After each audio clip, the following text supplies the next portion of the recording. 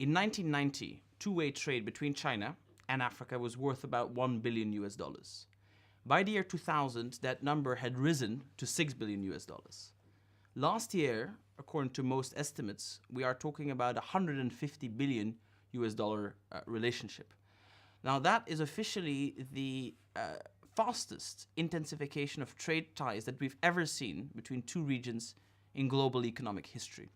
And so what I think this teaches us is it tells us a story about how Africa is changing and Africa's place in the world, but it also tells us a story about China, because you cannot understand what has been happening in China in terms of economic transformation unless you understand how it has dealt with Africa. And in that respect, I think that looking at Africa provides a unique lens to better understand this Chinese dream.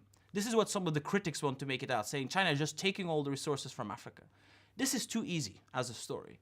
What we are seeing is that increasingly Chinese firms are also going to Africa because they see African markets as an opportunity. Not just to sell products, but also to learn something. How do we manage long supply chains? How do we operate in different cultural circumstances? How do we adjust to African consumer preferences instead of just Chinese or Western consumer preferences? And in that respect, the relationship is a lot more in balance.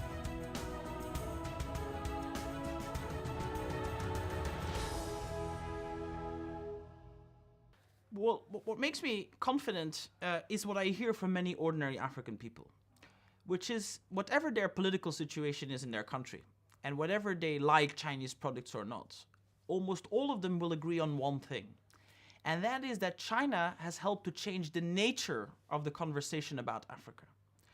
Until 10, 15 years ago, Africa was always seen through the lens of poverty and an object of pity, a victim of the international system, whereas now, for the first time in a very long time, Africa is seen as an opportunity, as an agent, as a continent that can take charge of its own destiny. And China's role in that has been crucial. China's way of seeing Africa as a partner in development, as a continent to work with, as a place where you can go to do business instead of just giving out development aid, this is psychologically a huge thing. It gives dignity to ordinary African people, it empowers them, and it allows them to make choices, to have options that they didn't have before. China has already played an important role in helping to make the psychological shift. And that's why fundamentally I'm an optimist about the future.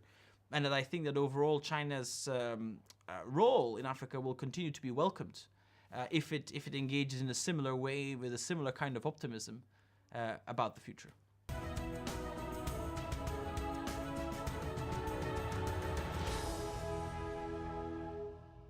Now, despite this increased competition in Africa between Chinese firms, other emerging countries, more established powers, I don't think we are heading for a new Cold War. Some people, particularly in the United States, are warning, saying that we are going to see a repeat in Africa of what we saw in the 1970s and 1980s. And I think what we are actually seeing is a growing convergence of interests between China, other emerging powers, and the established Western powers, because in order to do business, they all stand to benefit from a more stable environment.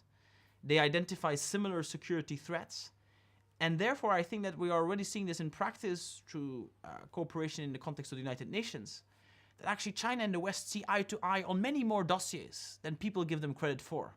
Oftentimes, the media and critics focus on the issues of tension, but in Africa, we should really be focusing on the issues of similarity and convergence, rather than on the differences. And that, I think, again, is an optimistic message for the future, in the first place, for Africans themselves.